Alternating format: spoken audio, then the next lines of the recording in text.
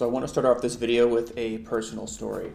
So a couple years ago, I had a bunch of technology friends that were getting really interested in aggressively investing in cryptocurrency, and they convinced me to invest in a particular cryptocurrency that I was really hyped about and bought into all the potential of it. And just like many other people who have invested in volatile assets like that, I lost a lot of money.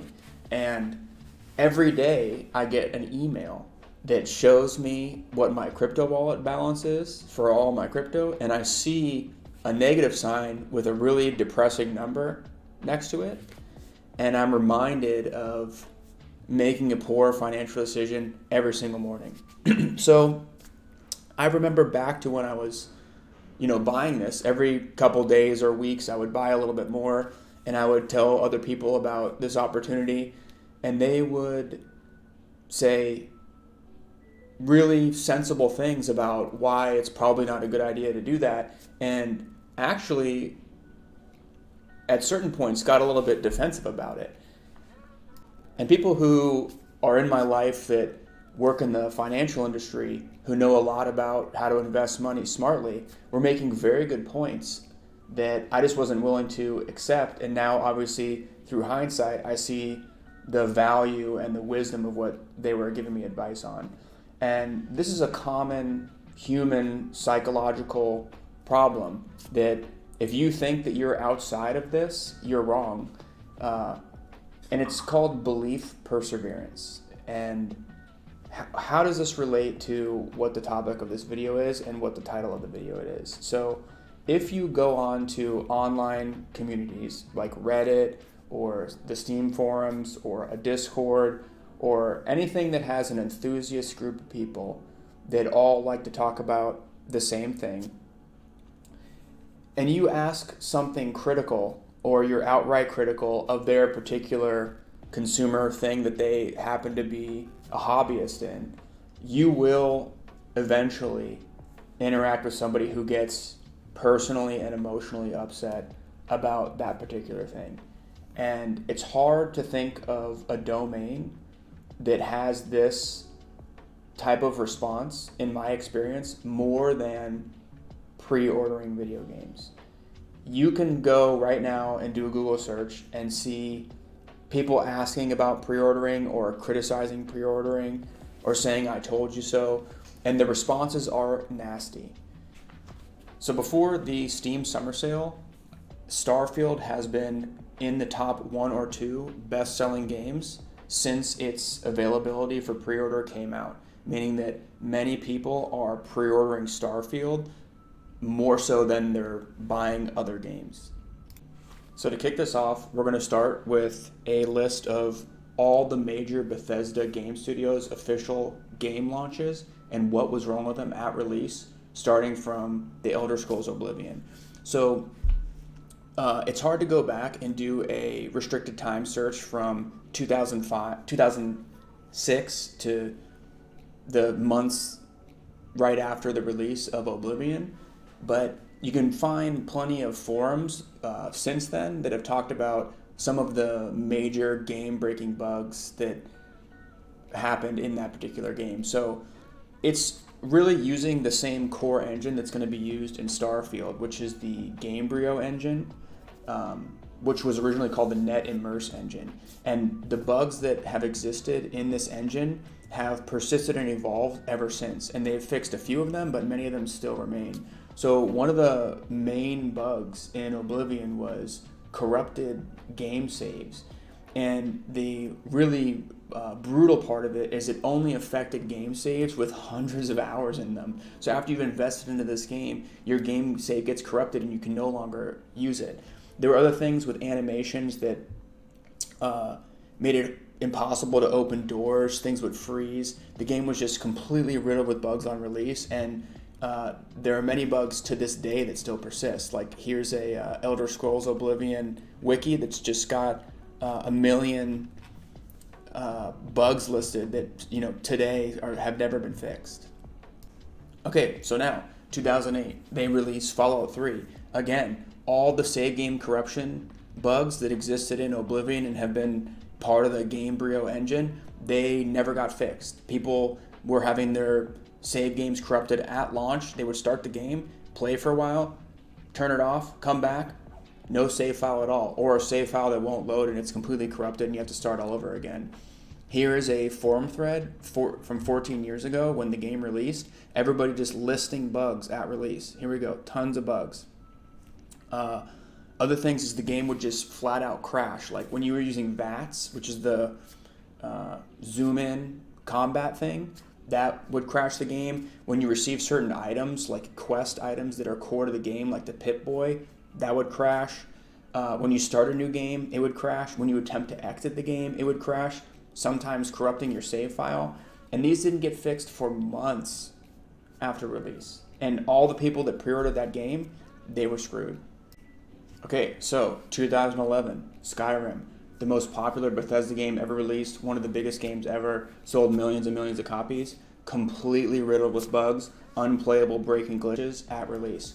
For people on the PlayStation 3, there was an issue that made it you could not play the game on the PlayStation 3 for months until it was patched. And this affected large portions of the player base. Dragons were flying backwards in the game, which isn't game breaking. That's not really a big deal, but it could prevent people from moving on with the story quests. And then one of the worst things about Skyrim is that Bethesda just allowed community mods to fix the problem. So if you look at this unofficial patch, this is for the Legendary Edition, right? This is for after the game re-released, and they re-released the patch with fixes that were never fixed from the original game. Just for the updated version of the game, there are 7 million downloads, right? And I couldn't find the original patch before the non-Legendary Edition, but I can assume it's a similar number, if not larger than that.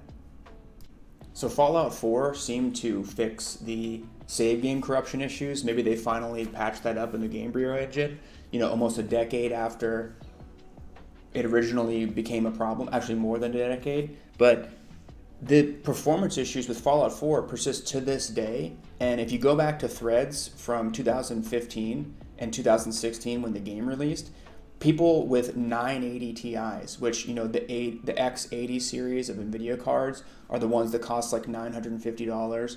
They're, the highest enthusiast class GPUs that you could possibly get your hands on, couldn't even run the game smoothly, right?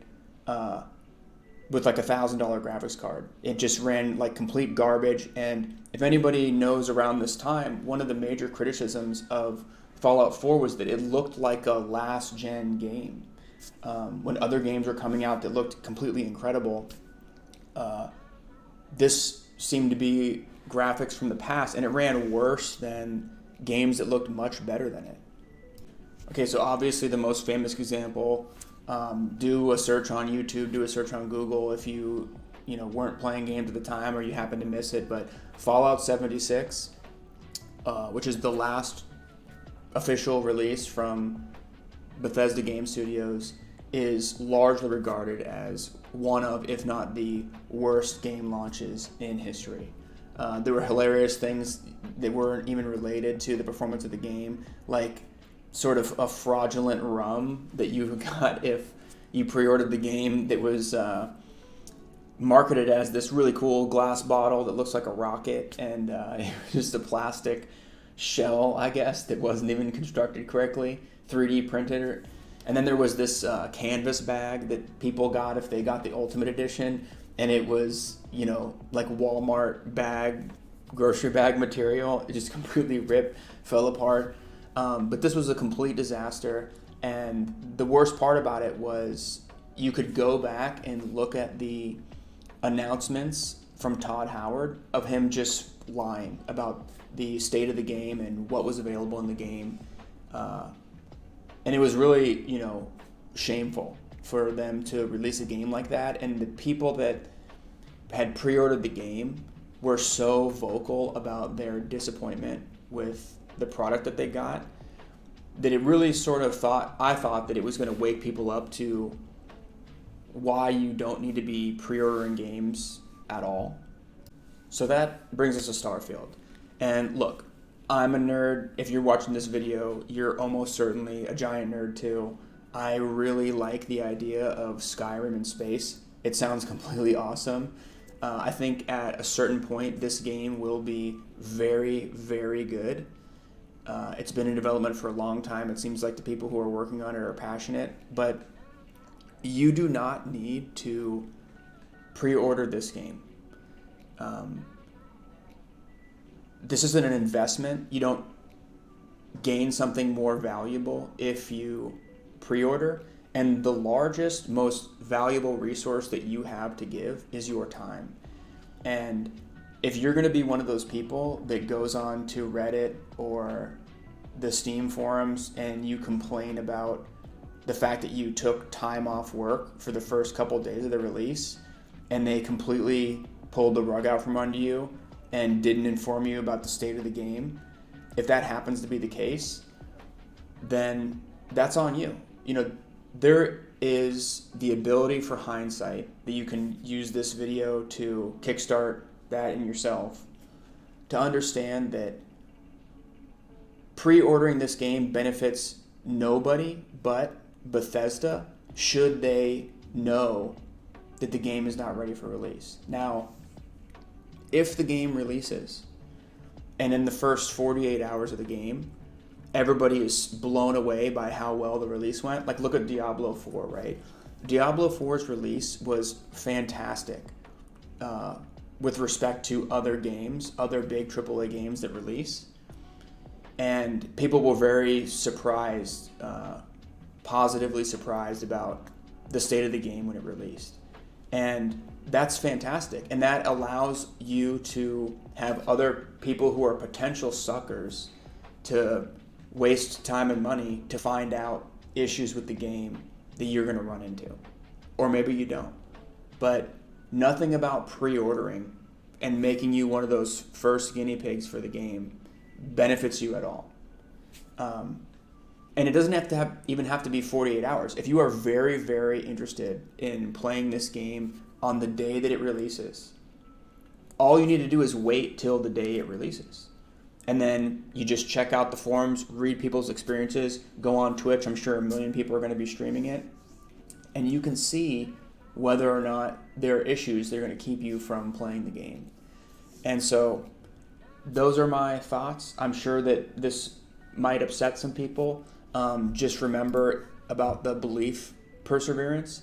And I'm totally willing to be wrong here, right? If the game comes out and it's a fantastic release, I will eat my words and I will be there playing with everybody. But you can guarantee that I am not going to pre-order this game. And I don't think that you should do that either.